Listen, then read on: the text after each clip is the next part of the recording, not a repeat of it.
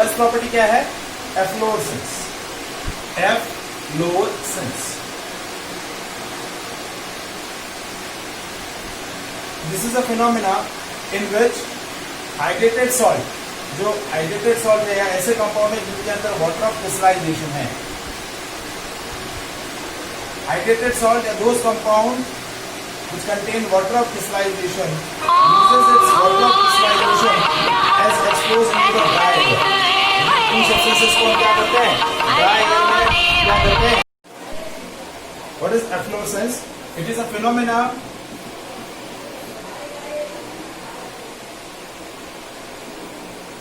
where compound loses its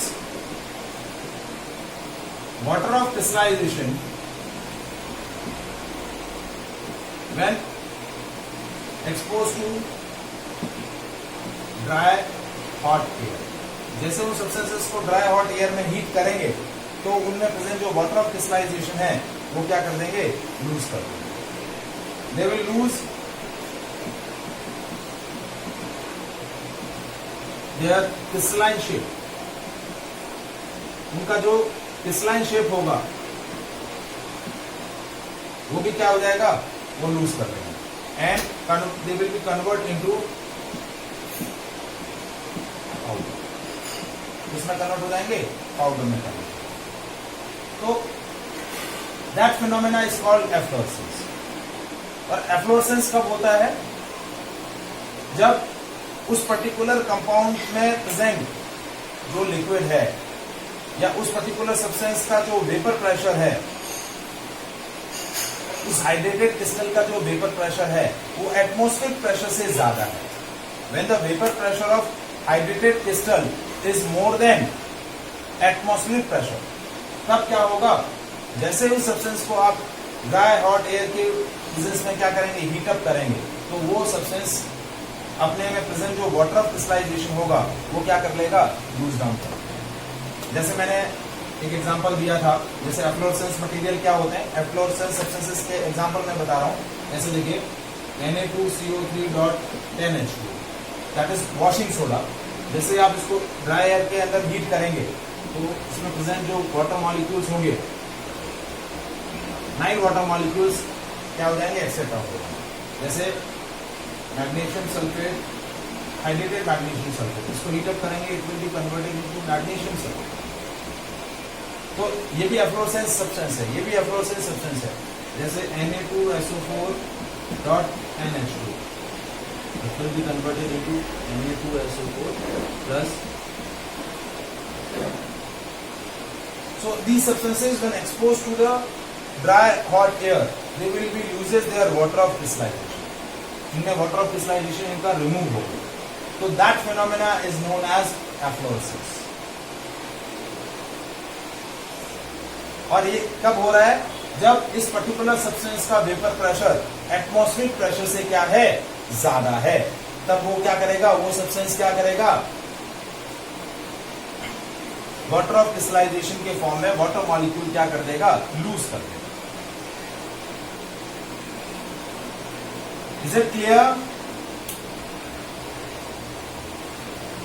आया समझ में?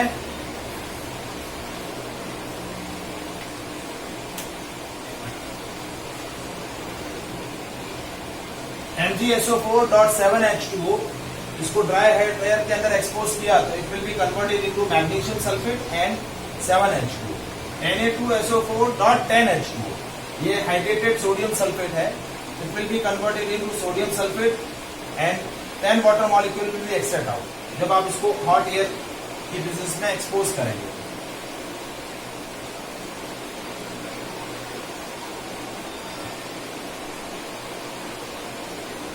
हाँ, मतलब आप उसको डायरेक्ट, कहने का मतलब क्या है कि जैसे उसको हीटअप करेंगे तो क्या होगा? उसमें देखो हमने क्या किया, उसको डायरेक्टली हीट नहीं किया है। डायरेक्टली हीट करेंगे तो जैसे मैंने उससे पहले जो एग्जांपल दिया था कॉपर सल्फेट या फेरस सल्फेट, उसमें हमने क्या किया था? डायरेक्टली हीट करके वाटर ऑफ क्रिस्टलाइजेशन रिमूव किए। इसमें हम क्या कर रहे हैं? उस सब्सटेंस को आपने एटमॉस्फेयर में प्लेस कर दिया है, जैसे खुले एटमॉस्फेयर में आपने उसको रख दिया है। और जब आप उसको ओपन एनवायरनमेंट में रख रहे हो और उसमें प्रेजेंट जो वाटर ऑफ क्रिस्टलाइजेशन है वो रिमूव हो गए, तो वो मटेरियल क्या बोल जाएंगे? Efflorescence material. ये एफ्लोरेसेंस मटेरियल, जैसे वॉशिंग सोडा है, वॉशिंग सोडा को आप ड्राई हॉट एयर में एक्सपोज करें। एक्सपोज का मतलब आपने डायरेक्ट हीट नहीं किया, आपने उसको खुले में रख दिया है। खुले में रखा तो क्या हुआ, उसमें जो प्रेजेंट वाटर ऑफ क्रिस्टलाइजेशन था वो रिमूव हो गया, तो वो फ्लोरेसेंस बना जाएगा। हीट करेंगे तो हर एक हाइड्रेटेड सब्सटेंस का वाटर ऑफ क्रिस्टलाइजेशन रिमूव होने वाला है। आया समझ में?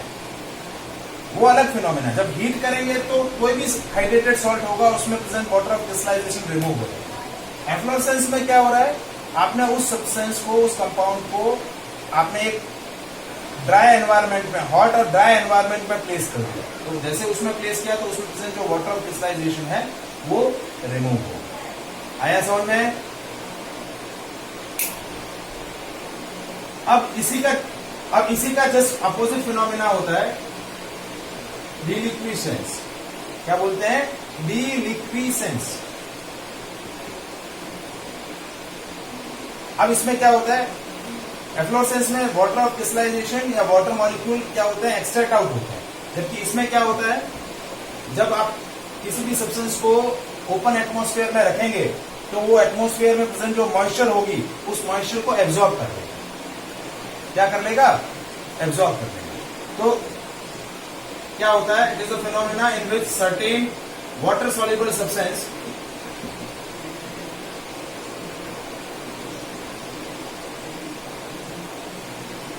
डीलिक्विसेंस। डीलिक्विसेंस, तो देखिए ये क्या फिनोमेना है।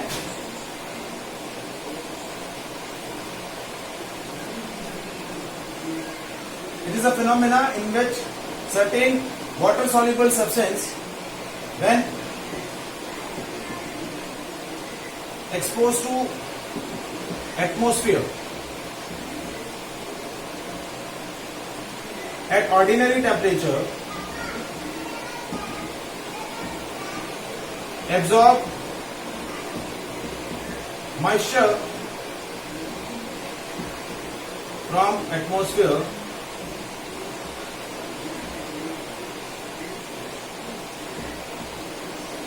and become moist, lose their crystal structure। क्या करेंगे, अपना क्रिस्टल स्ट्रक्चर लूज कर देंगे and converted into, and finally converted into liquid.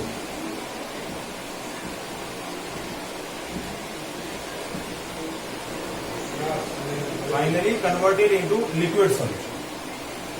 तो ऐसे सब्सटेंसेस क्या बोले जाते हैं? डीलिक्विसेंट। क्या बोले जाते हैं? डीलिक्विसेंट। डीलिक्विसेंट। और ऐसा कब होता है, जब उस पर्टिकुलर सब्सटेंस में जो वेपर प्रेशर है वो एटमॉस्फेरिक प्रेशर से कम है।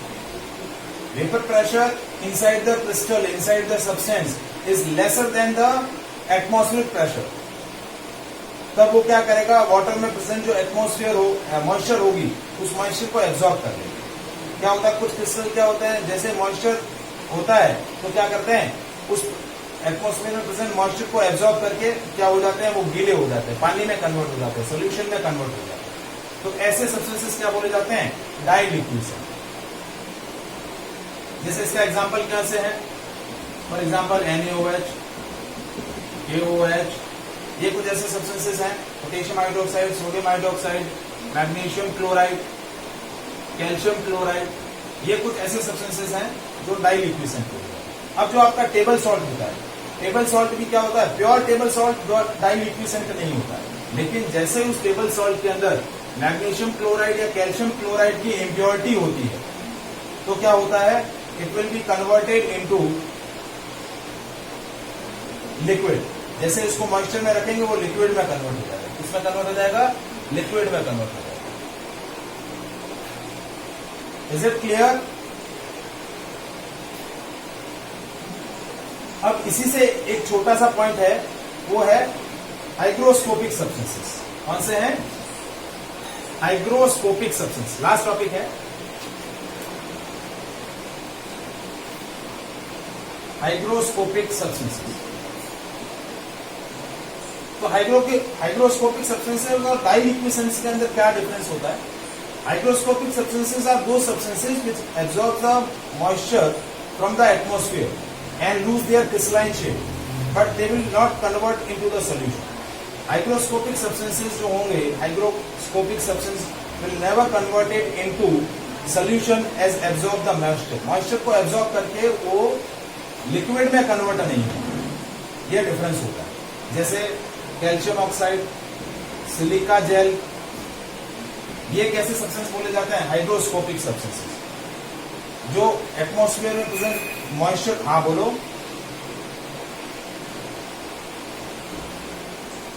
एक सेकंड.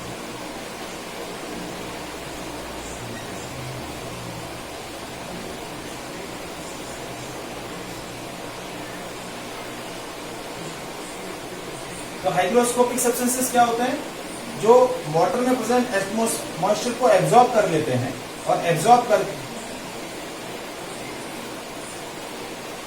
ओके चलो ठीक है, ये आज यहीं तक करते हैं. Remaining we will discuss on the next class. ठीक है, okay.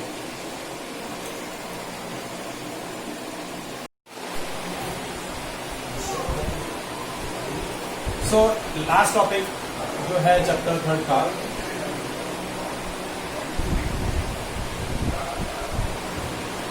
Drawing agent and dehydrating agent.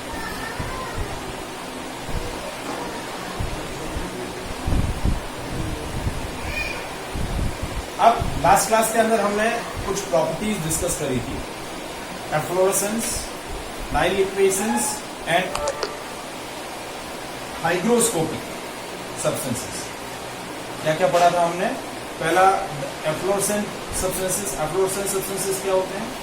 When these substances are exposed to hot dry air, they loses their water of crystallization.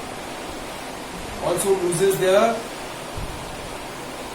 crystalline structure. तो ऐसे material क्या बोले जाते हैं? Efflorescence material या efflorescence substances. Now second is diliquescence materials or substances. When certain water soluble substances are exposed in the atmosphere, they will absorb the moisture present in the atmosphere and convert it into the liquid. तो ऐसे materials क्या बोले जाते हैं? डाइलिक्विड्स. मतलब atmosphere में present जो moisture होती है उसको एब्जॉर्ब कर लेते हैं. जैसे मॉइस्चर एब्जॉर्ब करेंगे उनका क्रिस्टलाइन स्ट्रक्चर ब्रेकडाउन हो जाएगा और finally they will be convert into the liquid. तो ऐसे मटेरियल्स क्या बोले जाते हैं? डाइलिक्विड सब्सटेंसेस. और हाइग्रोस्कोपिक सब्सटेंसेस क्या होते हैं? These substances also absorb the moisture from the atmosphere and loses their crystalline structure, but doesn't convert it into the liquid. So such kind of substances are known as hygroscopic substances. जैसे magnesium chloride और calcium chloride जो है, they are known as diliquescent substances. लेकिन जैसे silica है, silica that is silica gel और calcium oxide, that are the substances which absorb the moisture into the from the moisture from the atmosphere and loses its crystalline structure. तो वो substances क्या हैं? Hygroscopic substances. तो उसी से related हमारे पास दो डिफरेंट सब्सटेंस यूज होते हैं, ड्राइंग एजेंट और डिहाइड्रेटिंग एजेंट. अब ड्राइंग एजेंट मतलब क्या हो रहा है? ऐसे सब्सटेंसेस जो क्या करते हैं? मॉइस्चर को एब्जॉर्ब कर लेते हैं. Those substances which absorbs moisture from the other substance without chemically react with that substance. मतलब जिस किसी सब्सटेंस से वो मॉइस्चर एब्जॉर्ब कर रहे हैं, उस सब्सटेंस से वो केमिकली रिएक्ट नहीं कर रहे हैं.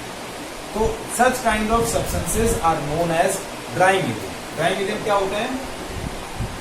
Those substances which absorb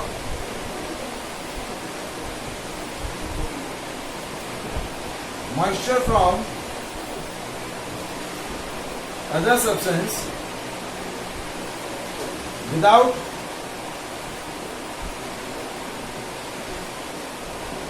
reacting them chemically. Without उनसे chemically react हुए बिना उनसे क्या कर रहे हैं, मॉइस्चर एब्जॉर्ब कर रहे हैं, तो ऐसे सब्सटेंस क्या बोले जाते हैं, ड्राइंग एजेंट। क्या बोले जाते हैं, ड्राइंग एजेंट। जैसे for example phosphorus pentoxide, calcium chloride, magnesium sulphate, these are the substances which are drying agent.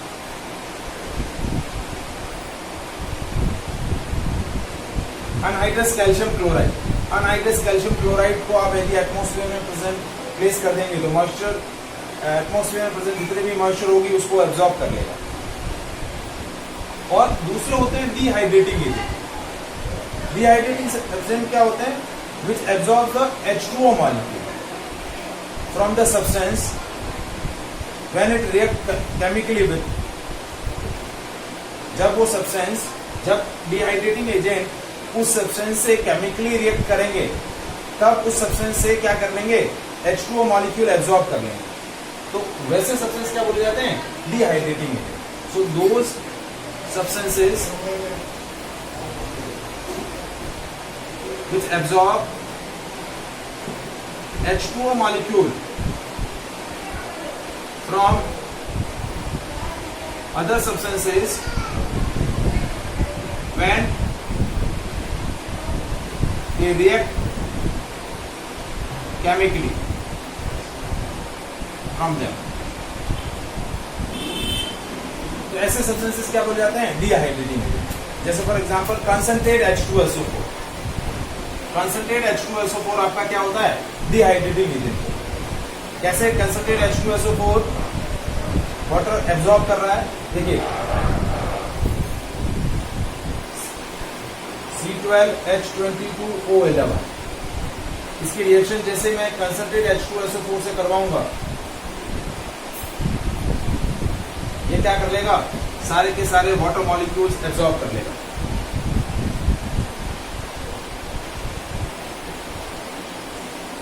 सिर्फ क्या बचेगा, कार्बन रेसिड्यू बचेगा। सारे के सारे क्या कर देगा, वाटर मॉलिक्यूल को वो एब्जॉर्ब कर देगा। जैसे CuSO4.5H2O, इसकी रिएक्शन करवाई कंसंट्रेट H2SO4 से, तो क्या बचेगा, सिर्फ hydrated copper, dehydrated anhydrous copper sulphate, ये सारे वाटर मॉलिक्यूल वो एब्जॉर्ब कर देगा। तो ये कंसंट्रेट H2SO4 क्या है, आपका डिहाइड्रेटिंग एजेंट है। क्या है, डिहाइड्रेटिंग एजेंट। और एग्जांपल जिस जो डिहाइड्रेटिंग एजेंट के फॉर्म में यूज किए जाते हैं, phosphorus pentoxide, aluminium oxide, these are the other dehydrating agent which absorb the water molecule from the substance. Is it clear? Any doubt? Any doubt? तो यदि किसी सॉलिड को, सॉलिड में से वाटर मॉलिक्यूल एब्जॉर्ब करने हैं तो इन सब्सटेंसेस को हम क्या करते हैं, यूज करते हैं। लेकिन यदि हमें किसी लिक्विड को ड्राई अप करना है तो लिक्विड को ड्राई अप किसके थ्रू करेंगे, कुछ और सब्सटेंसेस हम यूज करेंगे, लाइक कैल्शियम क्लोराइड। लिक्विड को ड्राई अप करने के लिए हम क्या यूज करते हैं, कैल्शियम क्लोराइड यूज करेंगे, सोडियम सल्फेट यूज करेंगे, मैग्नीशियम सल्फेट यूज करेंगे, क्योंकि ये मॉइस्चर एब्जॉर्ब करते हैं। क्या करते हैं, मॉइस्चर एब्जॉर्ब करते हैं। Is it clear? Drying agent and dehydrating agent, is there any doubt?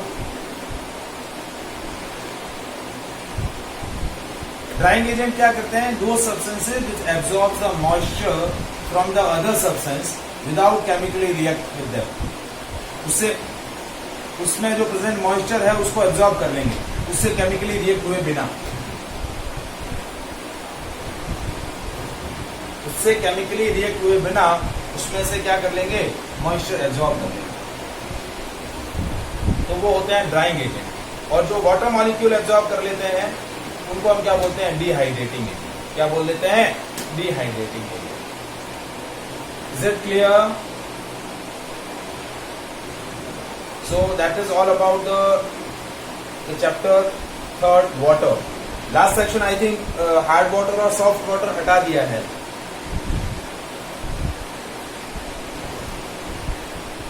आप लोगों के दिशा आप लोगों के हटाया है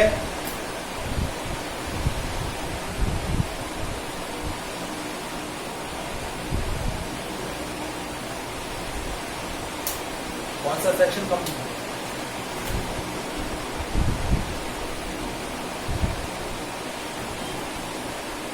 हाँ, सिलेबस तो जो पोर्शन डिडक्ट हो गया है,